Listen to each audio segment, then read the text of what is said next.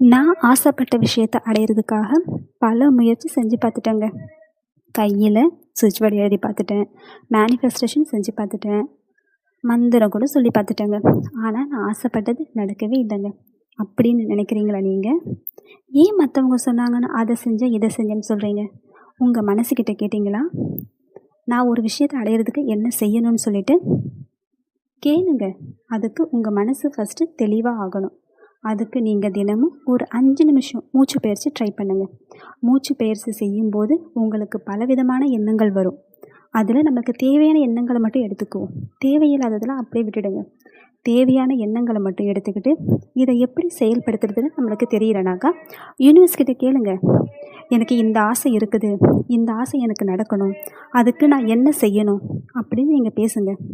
அப்படி பேசுனதுக்கப்புறம் உங்களை சுற்றி என்ன நடக்குதுன்னு கண்டிப்பாக நீங்கள் கவனிக்கணும். அப்படி கவனிக்கிறது மூலயமா யூனிவர்ஸ் உங்களுக்கு பதில் சொல்லும்.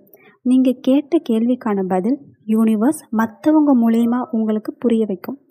நம்ம யூனிவர்ஸ் கிட்ட கேள்வி கேட்டதுக்கப்புறம் அதுக்கான பதில் நம்மளை சுற்றி என்ன நடக்குதுன்னு கவனித்து நம்ம கேள்விக்கான பதிலை தேடிக்கலாம். நம்ம ஆசைப்பட்ட வாழ்க்கையை வாழ தான் பிறந்தோம்.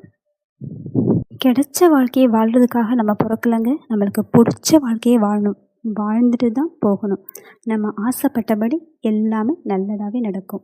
உங்கள் மனசுக்கிட்ட பேசுங்க, யூனிவர்ஸ் கிட்ட பேசுங்க. நிச்சயமாக அதற்கான பதில் கிடைக்கும். நீங்கள் ஆசைப்பட்ட அத்தனை விஷயமும் நல்லதாகவே நடக்கும்.